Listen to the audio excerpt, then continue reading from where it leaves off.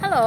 မင်္ဂလာပါမဖူးကတော့ဒီနေ့မှာဒါလေးကိုလာပြီးတော့ဖြစ်ပေးကြလို့ပါနော်ညီမရေးတဲ့အခုမျိုးသမီးကအဲ့လိုဖြစ်နေတာကြာပြီတဲ့အဖြူအဖက်ဖက်တွေထွက်နေတယ်တဲ့ဘယ်လိုမျိုးကုသရမလဲတဲ့ကျေးဇူးတင်ပါတယ်အရန်ကိုကောင်းတဲ့မေးခွန်းလေးပါโอเคဒီမေးခွန်းကိုအခြေခံပြီးတော့မဖူးကဘဟုတုတပေါ့နော်ရစရာတစ်ခုပြောပြပေးချင်ပါတယ်ဒါမိန်းကလေးပဲဖြစ်ဖြစ်ယောက်ျားလေးပဲဖြစ်ဖြစ်တေချာလေးကြည့်သွားလို့ရတယ်ပေါ့နော်ဘာလဲဆိုလို့ရှိရင်မိန်းကလေးတွေဒီလိုမျိုးအဖြူစင်းနေဆိုတာကတဘာဝအတိုင်းစင်းနေဆိုတာလုံးဝကြောက်စရာမလိုဘူးနော်စင်းမှာပဲဒီလိုမျိုးစင်းနေသူတွေအများကြီးပဲဒီလိုစင်းနေဆိုတာကလည်းဒီလိုမျိုးမဖူးတို့ပိုးမဝင်အောင်နေပါတွေကိုကောက်ွယ်ပေးတာရာသီမလာခင်အချိန်လေးမှာစင်းတက်တယ်နော်အဲ့လိုမျိုးလေးတွေပေါ့နော်ဒါပေမဲ့အရေးကြီးဆုံးတစ်ချက်ကကြတော့ဘာလဲဆိုရင်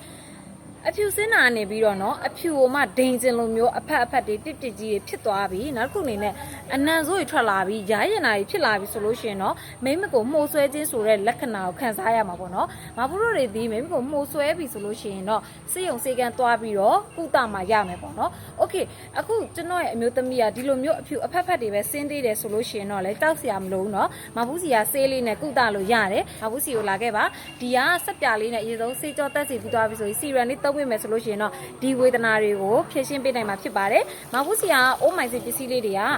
FDA ရထားပြီးသားဖြစ်တဲ့အတွက်ယုံကြည်ဆက်ဆံနဲ့အသုံးပြုလို့ရပါတယ်။မဖူးစီမှာဝယ်ယူအားပေးလို့ရပါတယ်။ဘိုင်ဘာနံပါတ်လေးကိုလာခဲ့ပေးပါနော်။ကျေးဇူးတင်ပါတယ်။